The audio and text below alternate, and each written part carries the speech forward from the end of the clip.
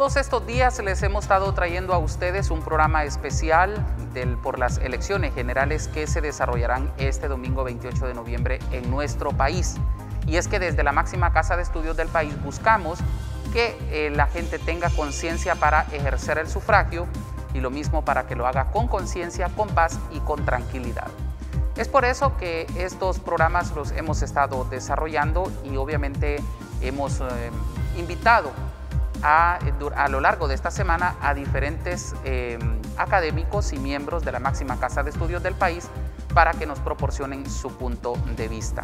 Hoy está con nosotros el doctor Rolando Sierra, actualmente es director de la Facultad Latinoamericana de Ciencias Sociales Flaxo, pero también un reconocido analista de nuestro país. Doctor, es un placer que esté con nosotros en estos programas especiales que hemos estado realizando. Sea muy bienvenido. Gracias, licenciado Rivera. En primer lugar, más bien agradezco la invitación que el canal universitario y principalmente en este programa y en esta serie, muy importante para la ciudadanía, la invitación a poder participar y dialogar sobre estos temas. Doctor, ¿cómo analiza usted este proceso? ¿Cómo lo ha visto desde el tema de las campañas políticas? Hagamos como una radiografía general del mismo.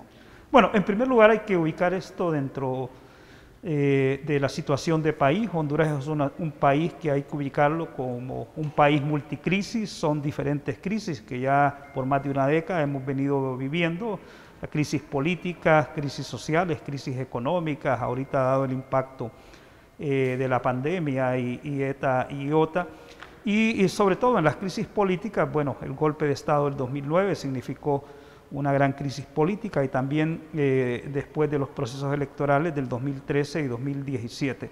Entonces ahorita estamos en un punto en donde o logramos superar esta historia reciente de crisis políticas electorales o realmente si no se gestiona adecuadamente este proceso electoral y no se genera las condiciones para la transparencia en el proceso electoral mismo, probablemente estemos profundizando aún más las crisis político-electorales en Honduras con una serie de consecuencias e impactos que ya sabemos.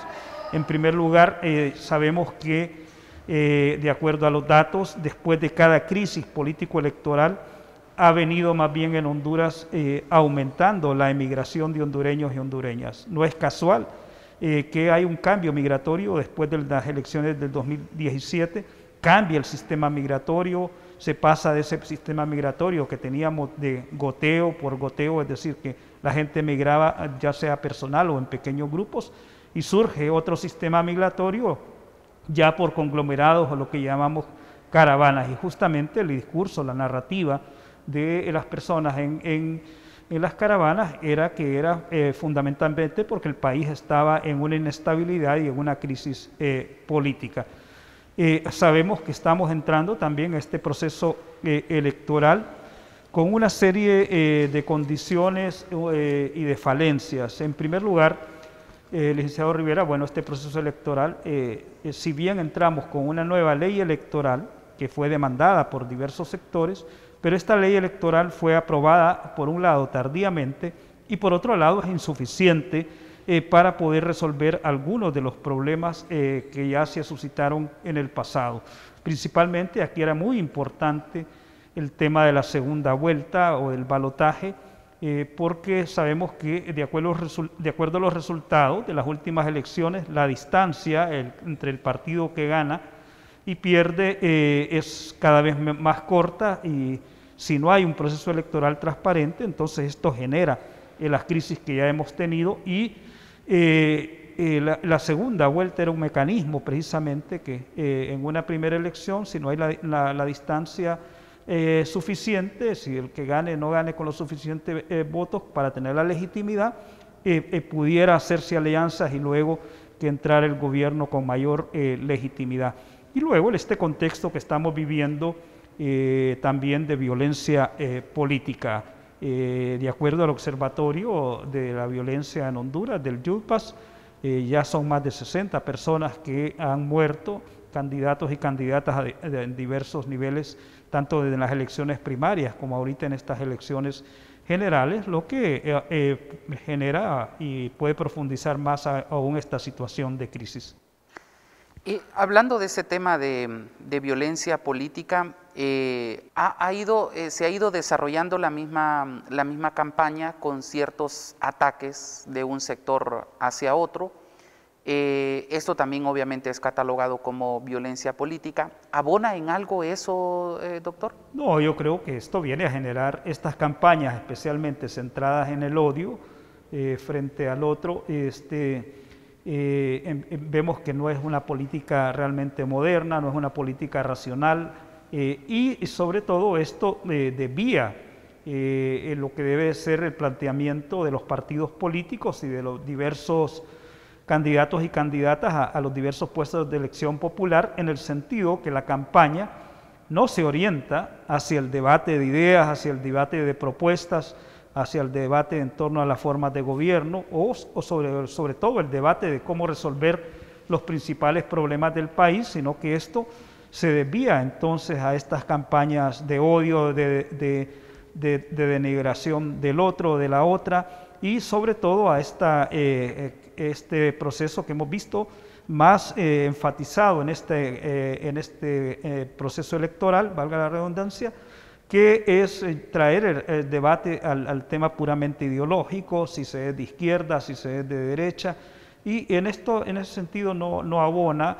y no genera más bien el entusiasmo requerido de parte de la ciudadanía para votar, porque las personas no quieren votar por una cuestión ideológica, la gente quiere votar por aquellos partidos y aquellas propuestas, candidatos y candidatas que tienen propuestas reales para solventar los problemas del país y los problemas que vive la ciudadanía cotidianamente.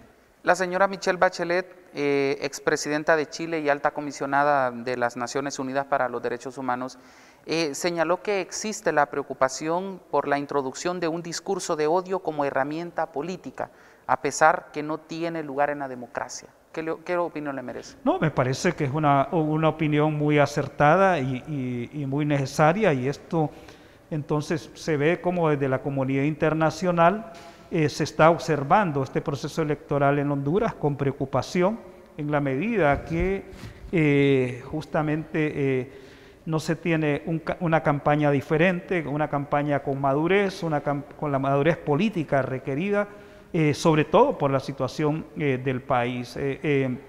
Realmente, frente a esta situación de país multicrisis, Honduras requería de la madurez de la clase política y de los partidos políticos de hacer un proceso electoral en un contexto, en primer lugar, de transparencia, en un contexto de respeto mutuo y en un contexto de un necesario consenso, concertación o acuerdos en torno a resolver los problemas del país. Estas campañas de odio lo único que pueden hacer es profundizar más bien la violencia política y sobre todo si esto baja, digamos, a sectores de base, incluso esto puede ser descontrolado, digamos, aun cuando puedan haber acuerdos a nivel de las cúpulas políticas, pero si esto logra bajar a sectores de base, eso no se va a poder controlar. Las consecuencias y la irresponsabilidad de mantener estas campañas de odio es muy alta de parte de la clase política.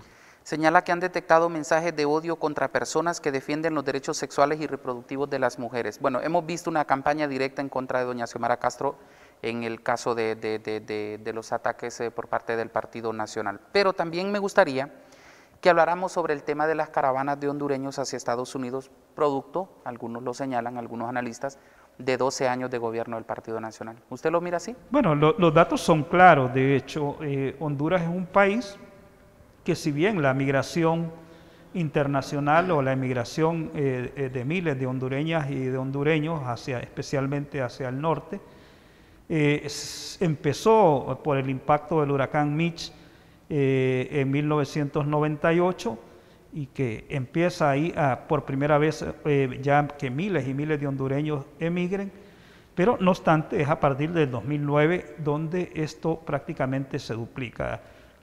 hasta el 2005 o 2007, 2009 eran cerca de 350.000 hondureños viviendo fuera, que habían emigrado. Hoy estamos hablando de 1 millón o más de 1 millón de hondureños que han emigrado, y como lo sabemos, la gran mayoría en condición irregular, y esto entonces significa una migración con altos niveles de riesgo. Y realmente también aquí siempre la discusión si estamos en un proceso de migración en Honduras o un proceso de desplazamiento, porque al analizar las causas, los factores de esta migración, tiene que ver principalmente con los temas de inseguridad y de violencia. Este es el principal detonante de la emigración. Y esto no solamente con la inseguridad frente a delitos, sino también la inseguridad sociopolítica por la inestabilidad política del país. Hay que tomar en cuenta que en los últimos años, en los últimos 4 años quizá, se ha incrementado el número de hondureñas y hondureñas solicitando refugio y asilo en otros países, principalmente en México, en Estados Unidos, Canadá, en Costa Rica y en España, en donde la causa principal y el temor fundado que ellos presentan es, por un lado, el tema sí de la violencia en el país, pero por otro lado el tema de la inestabilidad política e incluso la persecución política. Y entonces vemos que esto ha tenido realmente un impacto, esta situación sociopolítica, y probablemente si este proceso electoral del 2021, si estas elecciones no se generan en un contexto de estabilidad, probablemente estemos el próximo año ante un nuevo escenario migratorio en el país. Quizá miles y miles también de hondureños intentarán migrar, e incluso cambiemos hasta la forma de migrar. Hasta ya vimos cómo cambió, decía, el sistema migratorio, este sistema migratorio por goteo a un sistema migratorio por conglomerado, como son las caravanas, y pueden haber nuevas estrategias y nuevas iniciativas. Ahora bien, doctor, Los Angeles Times, en su columna de opinión del 23 de noviembre, la titula Elecciones en Honduras: o salvamos la democracia o entregamos el país a grupos ilegítimos. Nos reconoce como un país colapsado. Dice en esa columna que visto desde afuera y desde adentro. ¿Qué opinión le merece? Bueno, fíjese que esto es muy interesante. De hecho, cuando se dieron las primeras caravanas en enero de este año, y sobre todo de la costa norte, después del impacto de los huracanes Eta y Iota, y en todo este contexto del COVID también, era muy fuerte y muy interesante escuchar los discursos en las entrevistas y los testimonios también de muchos jóvenes migrantes, y lo que decían era: Honduras ya colapsó. Honduras es una sociedad, un país terminado, un país colapsado, un país que ya no tiene posibilidades, y por eso nos vamos. Bueno, y está justamente también todos estos debates que, de acuerdo a muchos estudiosos de América Latina, bueno, ubican a Honduras también como un estado fallido, sobre todo por el tema de la impunidad y de la corrupción, un estado que no es capaz de generar, de fortalecer un estado de derecho, como no es capaz de brindar la debida seguridad jurídica, y entre otros indicadores. Entonces, Honduras también en muchos análisis aparece como un estado fallido. Puede ser discutible todo esto, pero sí, lo cierto es que Honduras es un país que entra cada vez más en situaciones de crisis. Pues vivimos estas crisis políticas, estas crisis sociales, estas crisis económicas, y que aparentemente no se le ve alternativa. Y en ese sentido vemos que también no hay los espacios y no hay una gobernabilidad, digamos, democrática, en el sentido de generar espacios de diálogo, de concertación de todos los actores y sectores de la sociedad hondureña, para enfrentar esta situación, unido también a toda esta problemática del narcotráfico que está teniendo grandes impactos también en la sociedad hondureña. Y vemos que de acuerdo al Latinobarómetro, esta encuesta que se hace a nivel latinoamericano, al ver los resultados de Honduras y compararlos con el resto de América Latina, Honduras es el país en donde la ciudadanía tiene menor confianza en las instituciones y sobre todo en las instituciones estatales y en las instituciones democráticas. O sea, apenas el 9% de la población cree en los partidos políticos, apenas el 10% de la población cree en el Congreso Nacional. Los niveles de confianza en el Ministerio Público o en la Corte Suprema de Justicia son sumamente bajos, muy bajos en la región.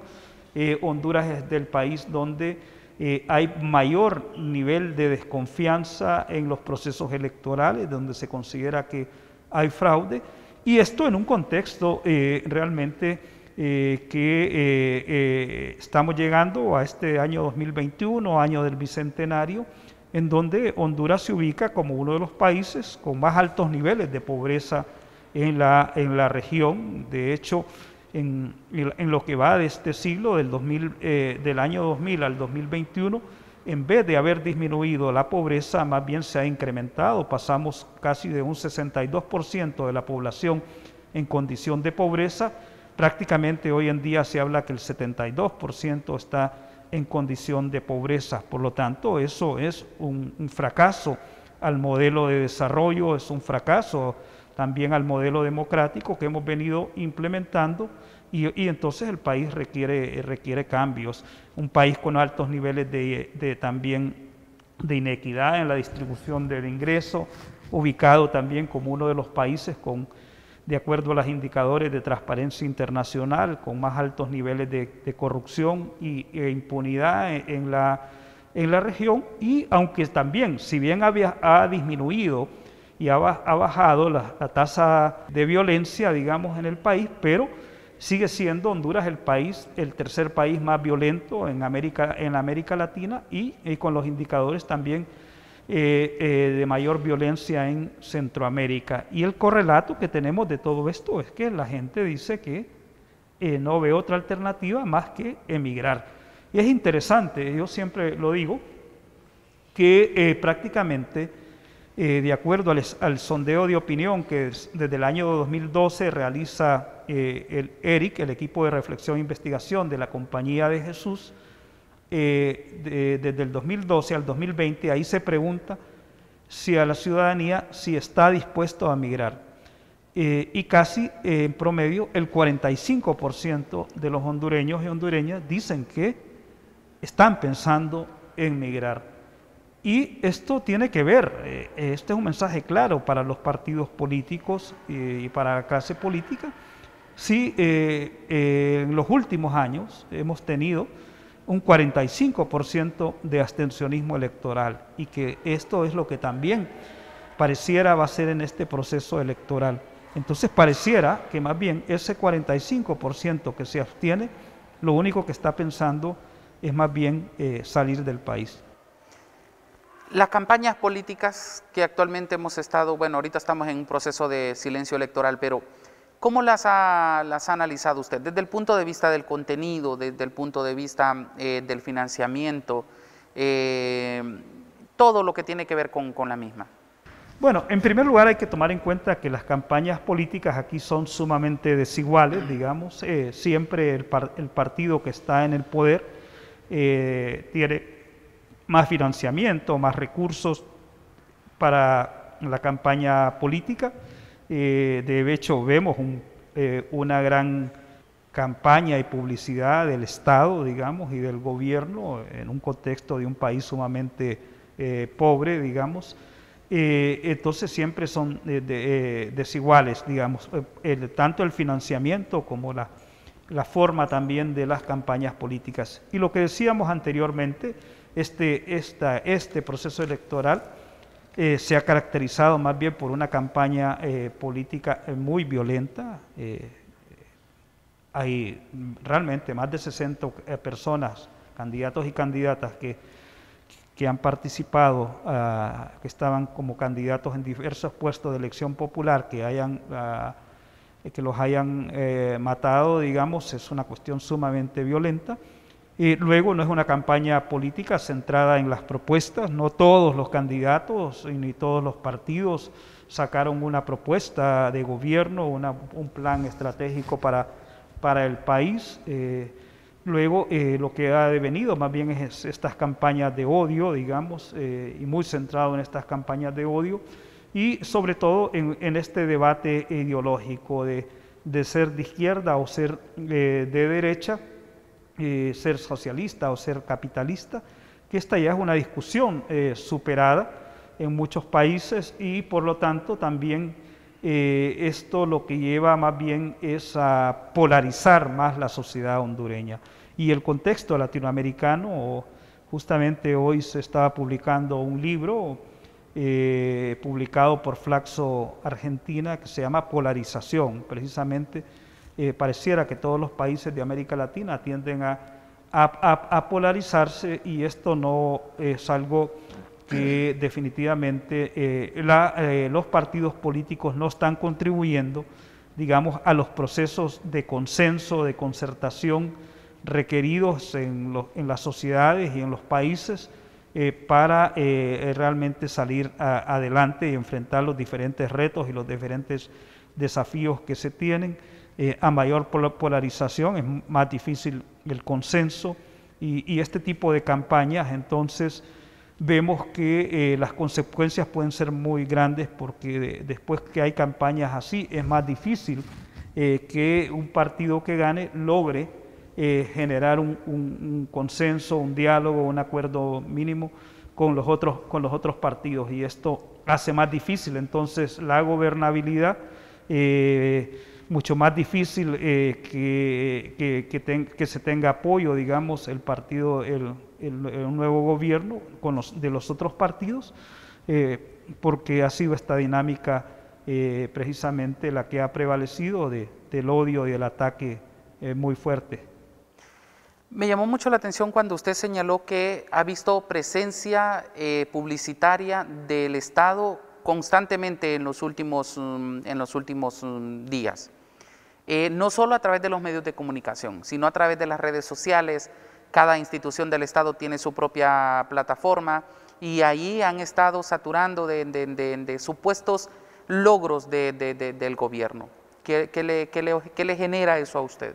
Bueno, ya como lo han dicho diversas organizaciones también de sociedad civil, en primer lugar no hay la transparencia también en cuanto a cómo se financian y el costo de toda esta publicidad.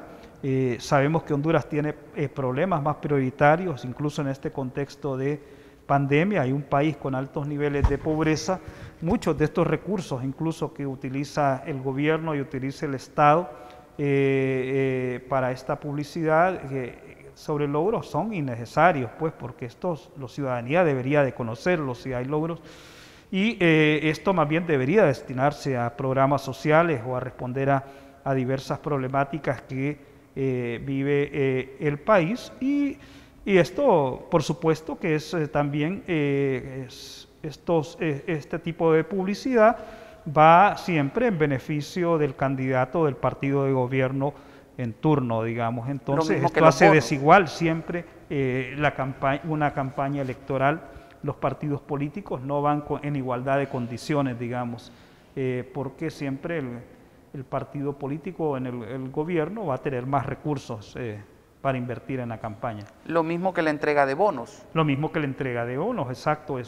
Honduras es un país que claramente lo que necesita es un modelo de desarrollo más incluyente, una capacidad de crecimiento económico en donde logre más bien sacar a las personas de la pobreza. Más bien sabemos que los bonos son estrategias que se ocupan más bien para el clientelismo político, Los bonos más bien lo que generan es disminuyen la capacidad ciudadana de las personas.